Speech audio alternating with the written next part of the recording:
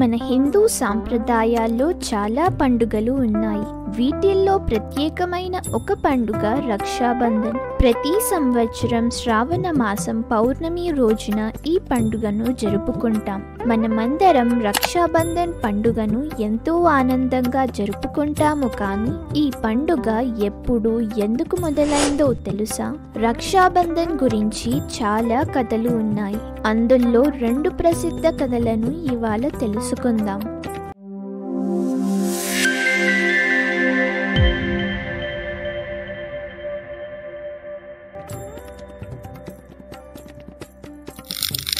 భక్తుడు ప్రహ్లాద వంశస్థుడైన మహారాజు బలి విష్ణువు భక్తుడు. ఒకసారి అతను ఎంతో భక్తితో యజ్ఞం చేయడంతో దేవతలు భయపడి విష్ణువు వద్దకు వెళ్లారు. బలి మహారాజు ఇలాగే యజ్ఞం చేస్తూ ఉంటే ఒకరోజు ప్రపంచమంతా ఆక్రమించేస్తాడని చెప్పారు. విష్ణువు ఈ సమస్యను పరిష్కరించడానికి బలి మహారాజు మహల్లో ఒక చిన్న బ్రాహ్మణునిగా అవతరించాడు.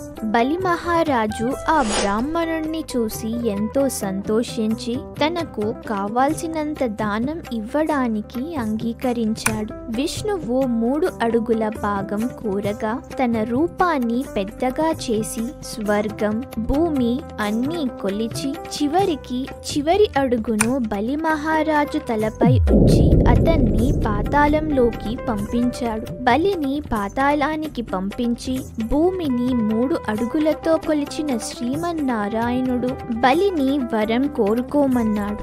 బలి ఏమి కోరుకుంటాడో అని ఆశతో ఉన్న శ్రీహరి బలి ఏమి అడిగితే అది ఇవ్వడానికి సిద్ధంగా ఉన్నాడు. అప్పుడు బలి శ్రీహరిని తనతో పాటు పాతాళ లోకానికి రావాలని కోరాడు. శ్రీహరి సంతోషంగా అంగీకరించాడు. ఈ విషయం తెలిసి లక్ష్మీదేవి చాలా బాధపడి నారదుని వద్దకు వెళ్లి తన ఆవేదనను తెలిపింది.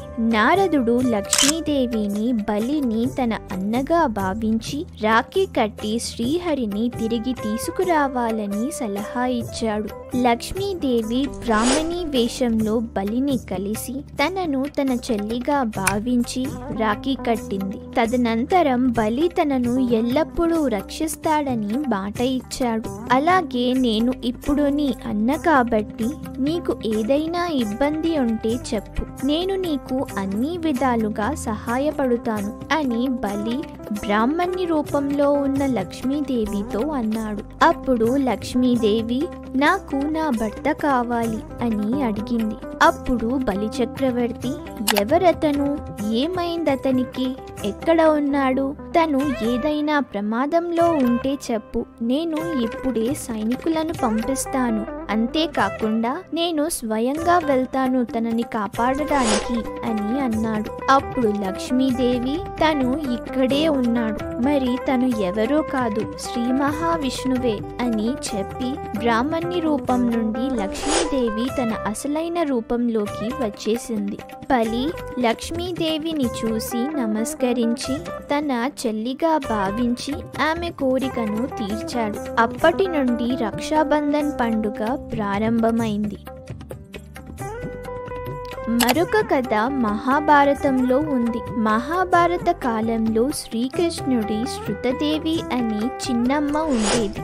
ఎన్నో ప్రార్థనల తరువాత వారికి శిశుపాలు అనే కుమారుడు జన్మించాడు. కానీ శిశుపాలు జన్మాంతః అనారోగ్యంతో ఉన్నాడు. అతని అనారోగ్యం పెరిగిపోతుండటంతో ఒక బ్రాహ్మణుడు వచ్చి శిశుపాలు యొక్క మహానుభావుని స్పర్శతో మాత్రమే కోలుకుంటాడని చెప్పాడు. కానీ అతన్ని తాకిన వ్యక్తి అతని మరణానికి కారణం అవుతాడని కూడా చెప్పాడు. శృతిదేవి తన కుమారుడు బాగుపడినా మరణిస్తాడని భయంతో ఉంది. అయినా కూడా అతన్ని బాగు చేయడానికి ప్రయత్నించింది. ఒకరోజు శ్రీకృష్ణుడు శృతిదేవి ఇంటికి వచ్చి శిశుపాలును తన చేతుల్లో తీసుకున్నాడు. క్షణాల్లో శిశుపాలు స్వస్థతను పొందాడు. కానీ శ్రీకృష్ణుడి చేతుల వల్లే తన కుమారుడు మరణిస్తాడనే భయంతో శృతిదేవి శ్రీకృష్ణుడిని వేడుకుంది.